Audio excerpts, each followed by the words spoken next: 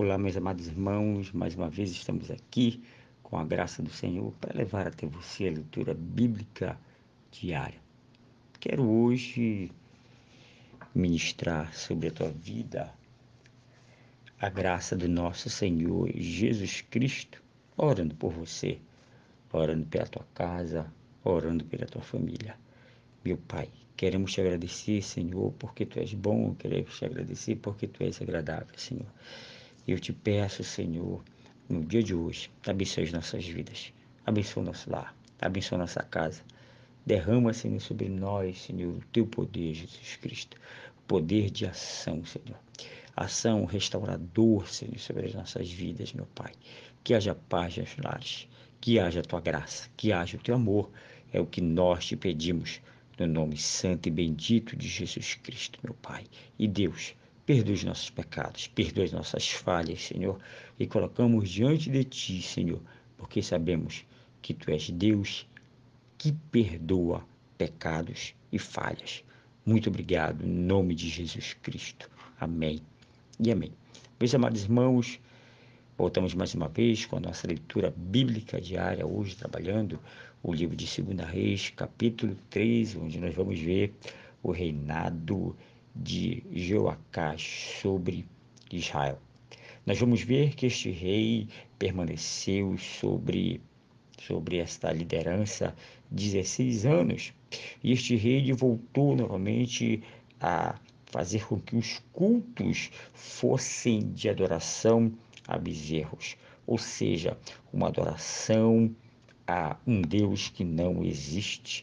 E de nenhuma maneira ele veio permitir com que este culto se acabasse. E assim nós vamos ver que começou a fazer com que o Senhor viesse a se irar contra Israel, contra o que o rei Joacás estava fazendo. E devido a este culto, a oração a outros deuses, vamos ver que Israel começou a passar por uma extrema dificuldade, mas uma dificuldade que era por conta agora do seu pecado, que era por conta da adoração indevida, ou seja, do louvor a deuses estranhos. E nós vamos ver aqui que definitivamente a maioria das pessoas de Israel agora decidiram a viver uma vida injusta diante do Senhor. Enquanto, amados, cada um de nós vivemos uma vida justa diante do Senhor, a nossa vida não será precedida por todas as dificuldades, ou seja, por todos os momentos de calamidade que começou a viver o povo de Israel sobre o reinado de Jeoacás. E nós vamos ver que essa motivação ela foi devido a querer seguir os passos de Jeroboão, filho de Nebate, como diz o verso 2. Muitas vezes o pecado ele adentra no nosso coração, ele adentra na nossa vida, porque nós queremos seguir outros passos, seja passos dos nossos familiares, seja passos dos nossos amigos, ou talvez do que a mídia hoje tenta imprimir sobre as nossas vidas, nos levando a pecar, nos levando a cair no erro diante do Senhor e fazendo assim que os olhos do Senhor eles venham, né, se irritar diante do nosso pecado. E nós vamos ver que este pecado levou o Senhor a entregar Israel nas mãos de outros reis, nas mãos daqueles que iriam vencê-lo em qualquer batalha. Ou seja, na mão do rei Azael, que era o rei da Síria, e também na mão do rei Ben-Hadad, filho de Azael, e isso por longo tempo. Nós vamos ver aqui que o pecado muitas vezes nos leva, né, com que Deus ele venha aí nos deixar muitas vezes um pouquinho de lado, né, não por sua vontade, mas pelo nosso erro, né, que ele vem fazer com que Deus ele vire as costas ou nos entregue aos nossos inimigos. Talvez você esteja vivendo esse dia de hoje nesta situação, mas eu quero te dizer que ainda há uma saída para ti. Ainda há uma chance, porque o Senhor é aquele que não somente perdoa pecados, mas também retoma, né, o poder de direito de Deus sobre as nossas vidas, de Pai e de Criador. Como nós vamos ver aqui no verso 4, onde Jeoacás, mesmo errando, mesmo com este momento terrível, ele ora perante ao Senhor e o Senhor assim ouviu, porque ele viu a aflição de Israel, porque ele viu que é, o rei agora, Jeoacás, estava muito aflito, porque estava sendo agora ameaçado pelos reis, estava sendo agora, né, conflitado e sabia que ele não poderia vencer esta batalha. E eu te faço uma pergunta neste momento: quantas aflições você tem vivido por conta do teu pecado? Mas quero te dizer uma coisa, que independentemente do que tenhas feito, independentemente da situação ou da escuridão que você possa estar vivendo, eu tenho uma resposta também para você. Eu tenho agora algo para te mostrar. Assim como o rei Joacás orou ao Senhor, colocando ele as suas dificuldades, o Senhor também está disposto, né, a ouvir as nossas orações, se colocarmos diante dele a nossa vida e pedirmos socorro, querendo novamente o aprisco do Senhor, querendo novamente ser resgatado pelaquele que pode todas as coisas. E nós vamos ver a partir do verso 5 que, devido o rei Joacás ter orado ao Senhor, ele agora vai e dá um salvador a Israel. Ele faz com que eles fiquem livres dos domínios dos sírios e faz com que eles habitem Israel em suas tendas como antes. Salvador aqui nesse texto bíblico quer dizer libertador, ou seja, iria libertar Israel das mãos do povo sírio. E nós vamos ver que, conforme o convênio incondicional que o Senhor fez a Abraão, que o Senhor fez também a Davi e a Jonatas, ou seja, um amor fincado, né? Perdão, um convênio fincado no amor, um amor que perdura por todo o sempre, ou seja, incondicionalmente. O que você está fazendo aí, o amor do Senhor por ti está acima de tudo, está acima dos teus erros, está acima do teu estado, né, de calamidade espiritualmente ou de quem você possa estar aí adorando, mas o Senhor, ele quer te resgatar, ele quer te buscar e quer salvar a tua vida e trazendo até a ti um libertador do teu pecado. No verso 9, nós vamos ver que Jeoacás, ele morre e ao dormir diz a palavra que ele dorme com os seus pais lá em Samaria, ou seja, foi sepultado junto com os seus pais.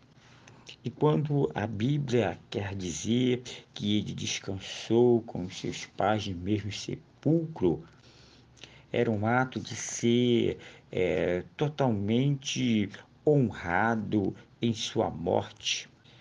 E também, se fosse excluído do seu sepulcro, era denotado como uma desgraça, como algo muito terrível para alguém pós-morte. Então, o seu sucessor foi Jeoás, seu filho, que reinou sobre Israel.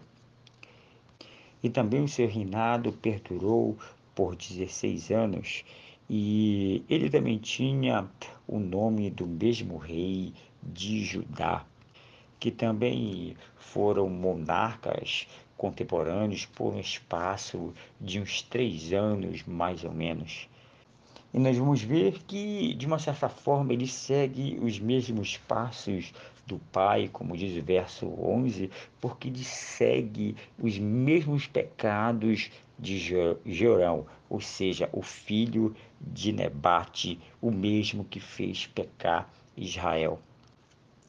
No verso 13, nós vamos ver que Jeoás, ele também vai e morre e dorme com os seus pais, e quem se assentou no trono foi Jeroboão, ou seja, aquele seu filho mais velho, o qual colocou o nome do rei, o qual o seu pai também decidiu viver erroneamente diante do Senhor. Antes da morte do rei Jeoacás, nós vamos ver o episódio de Eliseu e a flecha do Senhor nas mãos do rei Jeoacás. O verso 14 diz que estava Eliseu doente em sua enfermidade, o qual ele morreu, ou seja, uma enfermidade devido já à sua idade, que era de mais ou menos 80 anos.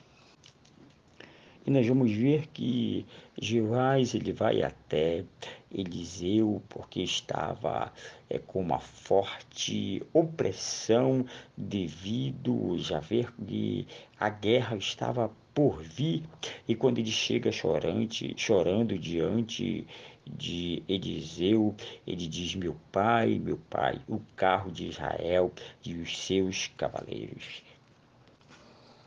Nós vamos ver aqui que não somente Jeoás, mas como também outros reis anteriores a eles, ou seja, os reis de Israel, sabiam do grande valor de Eliseu e de todos os fatos, de todos os milagres que eram feitos através deles, mas ainda assim eles preferiam servir a outros deuses pagãos a servirem ao Deus que Eliseu serviam, ou seja, os homens dessa época amavam mais os seus pecados do que propriamente a Deus, amados. O que quero dizer para você nesse momento procure amar mais ao Senhor, porque Ele tem que estar nas nossas vidas acima de todas as coisas. Muitas vezes o nosso amor ele está fincado no pecado, está fincado no erro, onde devemos de fato fincar o nosso amor lá na cruz do Calvário, ficar o nosso amor a quem morreu por cada um de nós e também nos ama com amor incondicional, como diz a sua palavra já mencionada nos versos anteriores. Então Eliseu, vendo o rei, disse para que ele viesse tomar em suas mãos um arco e flechas. E assim ele fez, tomou arcos e flechas em suas mãos. Ou seja, nós vamos perceber aqui que, de uma certa forma, Jeoás ele procura a direção do Senhor agora por meio de Eliseu. Ou seja, muitas vezes procuramos buscar a direção do Senhor por conta dos momentos terríveis, por conta dos nossos pecados. E de fato nós temos que buscarmos a direção do Senhor, né? Com a alma, buscarmos a direção do Senhor espontaneamente e não devido às consequências do pecado, e não devido aos nossos erros. E agora, já que nós vamos ver que ele estava em um momento de estado de calamidade, talvez você esteja aí nesse momento, é tempo de voltar. É tempo de buscar ao Senhor, mas mesmo estando em paz, o Senhor diz para mim e para você que nós devemos buscá-lo. Ou seja, a sua aflição aqui era por conta do medo do domínio sírio sobre Israel. E nós vamos ver que Eliseu, instruído pelo Espírito Santo de Deus, faz com que Eliseu mostrasse ao rei Joacás o que ele deveria fazer para ter aí a libertação sobre o domínio sírio. Nós vamos ver no verso 16 que Eliseu diz ao rei Joás para pôr a mão sobre o arco, e assim ele fez. E quando ele pegou o arco, o próprio profeta vai e coloca as suas mãos sobre as mãos do rei. E este ato de colocar as suas mãos sobre as mãos do rei é para dizer para ele que o poder não estava em suas mãos, que o poder não estava também nas mãos de Eliseu, mas sim nas mãos de um Deus que tudo pode, queridos. Nós não podemos, nós não temos. E Eliseu conduziu aqui Joás para que ele pudesse ver quem realmente poderia conduzi-lo ao êxito da vitória sobre os sírios. E então o profeta diz que o rei viesse abrir a janela que dava direção para o Oriente. Por que para o Oriente? Porque lá nascia o sol. Ou seja, o profeta estava querendo dizer ao rei que se ele realmente se arrependesse do seu pecado, o Senhor, que é o sol da justiça, aquele que é o nosso libertador, ele iria fazer coisas tremendas conforme o arrependimento. Ou seja, amados, o Senhor é o nosso sol, o Senhor é a nossa justiça, é aquele que nos dá livramento conforme nosso arrependimento e assim conforme o que o profeta Eliseu estava dizendo ao rei Joás. E quando ele abre e também levado pela fé, o profeta Eliseu vai dizer: olha, agora tu atiras essa flecha. E quando ele atira a flecha, o profeta Eliseu diz: olha, esta é a flecha do livramento do Senhor.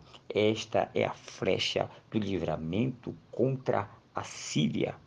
Porque ferirás os sírios em Afeque até consumi-los. Ou seja, uma promessa grandiosa, uma promessa de livramento por causa de um ato. O ato que não foi simplesmente a flecha, mas sim o arrependimento do rei Joás. E o profeta, mais uma vez, no verso 18, diz para que ele venha tomar de novo as flechas em suas mãos. E quando ele toma de novo, ele diz: olha, agora tu irás ferir a terra. Quer dizer que ferindo a terra denotaria a derrota dos sírios. E assim ele fez, ou seja, feriu 3 vezes a terra e cessou.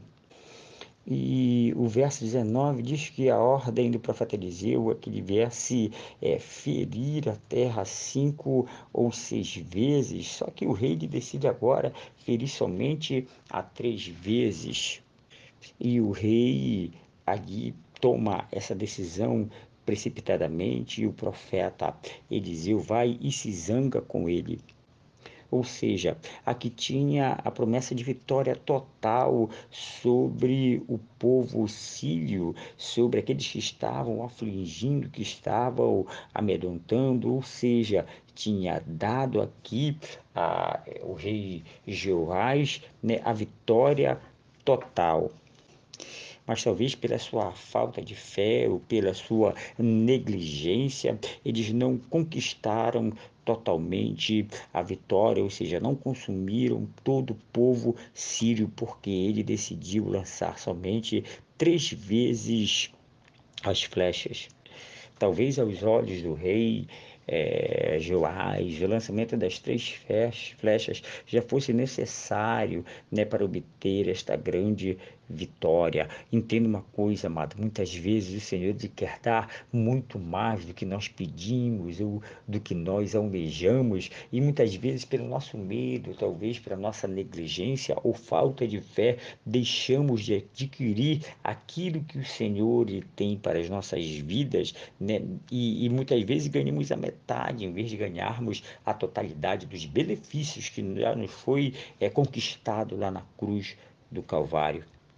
E para findar este capítulo, nós vamos ver que Eliseu, o profeta Eliseu, ele vai e morre, e diante do seu sepulcro acontece um milagre, o milagre da vida, ou seja, a ressurreição de um morto.